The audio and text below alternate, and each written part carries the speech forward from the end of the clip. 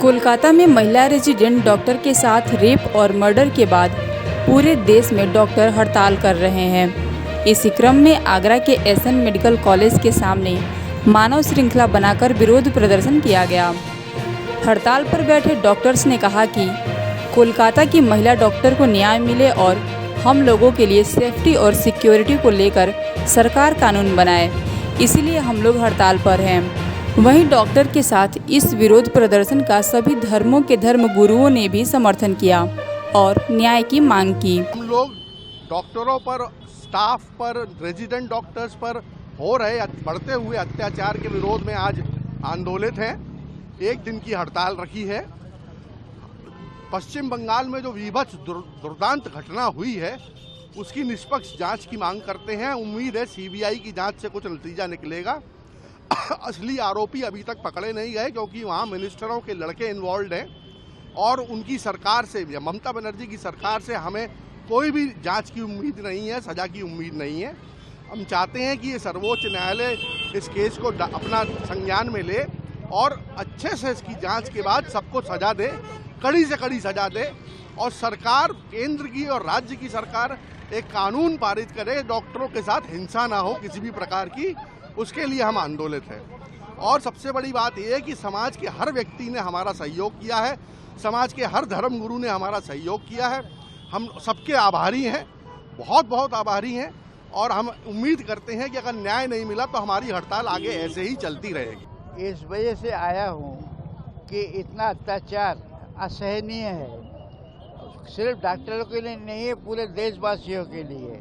और इसको जो भी जिम्मेदार हों उनको कड़ी से कड़ी की सजा दिया जाए और जो लोगों ने इसको संरक्षण दिया उनको भी कठोरतम दंड दिया जाए।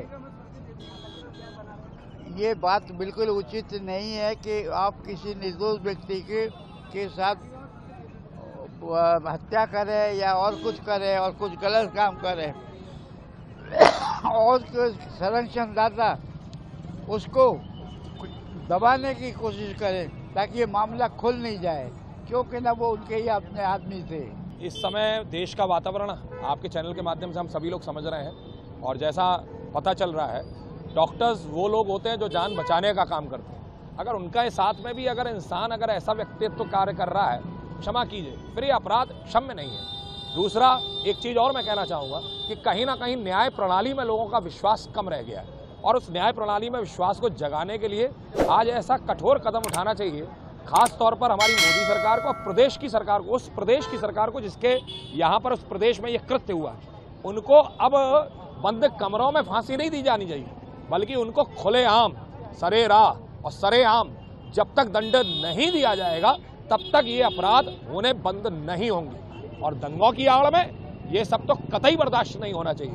जो अगर सामने आता है, फोटो सामने आती है, नाम सामने आता है, उसको तत्काल प्रभाव से वहीं पर उसको सरेराह, मैं फिर कह रहा हूँ, सरेराह, सरेआम और खुलेआम उसको लटका देना चाहिए या फांसी दे दी जानी चाहिए या फिर उसको सरेआम सरेराम मार देना चाहिए। ऐसा इंसानियत के साथ में ये नहीं खिलवाड़ बर्दाश्त होना चाहिए। इस सिलसिले में तो मैं यही कहना चाहूँगा कि जो कौम खिदमत के लिए जानी जाती है, ये डॉक्टरों का तबका खिदमत के लिए जाना जाता है और खिदमत करने वालों के साथ अगर ऐसा मसला होगा तो खिदमत के लिए कौन तैयार होगा।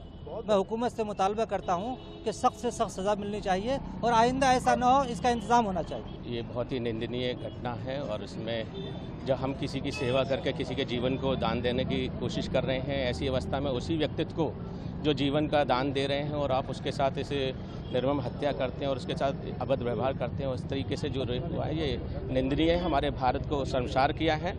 ऐसा घोर अपराध कभी नहीं होना चाहिए, इसकी पुनरावृत्ति कभी ना हो, इसको रोका जाना चाहिए। हम शासन प्रशासन से इस विषय के लिए मांग कर रहे हैं कि ऐसा करने से लोगों को ऐसा करके दिखाएं जिससे कि लोग ऐसा कृत्य करने से अपने आप को रोक सकें, अपने उनके अंदर एक भय आ सके।